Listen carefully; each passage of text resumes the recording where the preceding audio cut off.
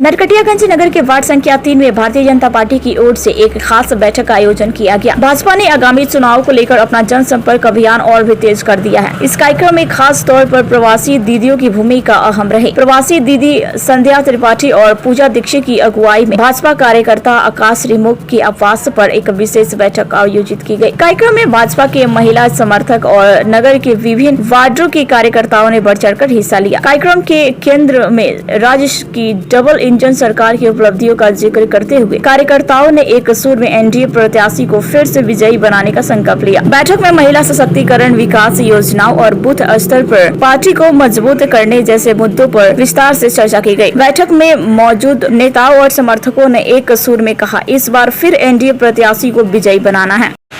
सबसे मुख्य अहम बात जो हम प्रवासी बहनें कहने आई है कि अगर कमल खिलेगा यहाँ पे तो मजबूत सरकार बनेगी और सरकार आपकी रहेगी। डबल इंजन सरकार जहाँ हम लोग बात करते हैं उसमें तरक्की फिर कोई रोक नहीं सकता। आज आकाश जी का जो इन्होंने आज कार्यक्रम का आयोजन किया बहुत भव्य था। उसमें कई ऐसे जनप्रतिनिधि मुझे मिले और पूर्व के भी मिले जिन्होंने आज शपथ ली है कि सरकार को मजबूती से बनाना है और आपके नरकटियागंज में कमल खिलाना है। कार्यकर्ताओं के लिए क्या मूल मंत्र दिए हैं? सबसे जरूरी ये है कि मतदान के दिन छुट्टी ना समझें, वो अपना राष्ट्रीय कर्तव्य है, राष्ट्रीय धर्म है। जिस दिन मतदान हो सब भारी संख्या में निकल के कमल पे तो एक कार्यक्रम हुआ, क्या कुछ कहना होगा?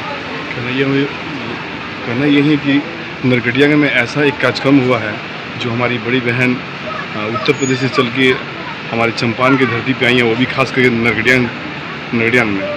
और ऐसा कार्यक्रम एक इतिहास रचने का काम हुआ है कि आने वाले कल में हम लोग कमल को खिला के दिखाएंगे, यही हमारी शुभकामना है। हाँ, गोरखपुर से संध्या त्रिपाठी जी, काशी से पूजा जी आई हुई हैं। ये लोग एक बहुत ही अच्छी बात लोगों को समझा रही हैं, खास करके महिलाओं को, कि अगर तरक्की करना है तो हम लोगों को एक ऐसी सरकार चाहिए जो स्थिर रहे, ऐसी नहीं जो रोज़ गिरती रहे। तो हम लोगों को हर आदमी का ये फर्ज है कि वो कमल पे बटन दबाए और भाजपा सरकार लाए ताकि यहाँ भी एक अच्छी तरक्की हो सके।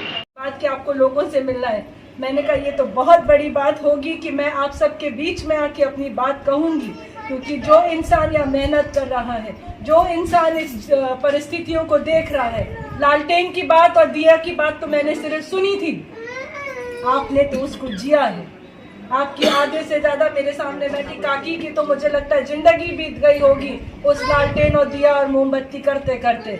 लेकिन जब हमने आज देखा कि सड़क बन गई, जगह जगह खंबा है, कल एक जगह स्थान पे गए वहां पे तो लाइट उस समय जल गई जब सूरज देवता भी नहीं डूबे थे, तो लगा कि बिहार परिवर्तन की तरफ बढ़ गया है।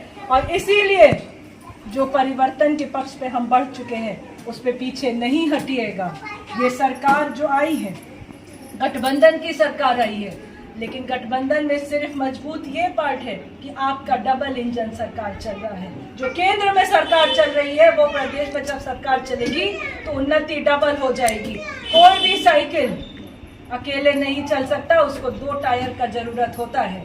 विपक्ष चाहे कितना भी कहेगा केंद्र में नहीं आ पाएगा, इसकी गारंटी तो हम सब बैठे जनप्रतिनिधि भी देंगे कि अगर हम मजबूत हैं और अगर हमें सत्य में पता है कि परिवर्तन किस सरकार के द्वारा आया, तो उस साइकिल को चलने दीजिएगा, क्योंकि वो ही हमारे आगे का पहिया हमको आगे बढ़ाएगा।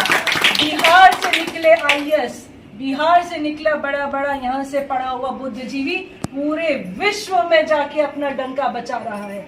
इसीलिए मोदी जी ने कहा कि मैं यहाँ पे कारखाने लगाऊंगा, मैं यहाँ पे लोगों को बचा दूंगा कि यहाँ पे रोजगार हो जाए, बड़े बड़े फैक्ट्री लगेगा, आपका चीनी मिल लगेगा, वापस जो मिलें बंद हो गई उसको चलाने का बात इसीलिए हो रहा है कि कोई माँ का आंसू ना बहे, ये कहते हुए कि मेरा 2 ठो बेटा रहा, एक चला गया विदेश, एक चला गया शहर।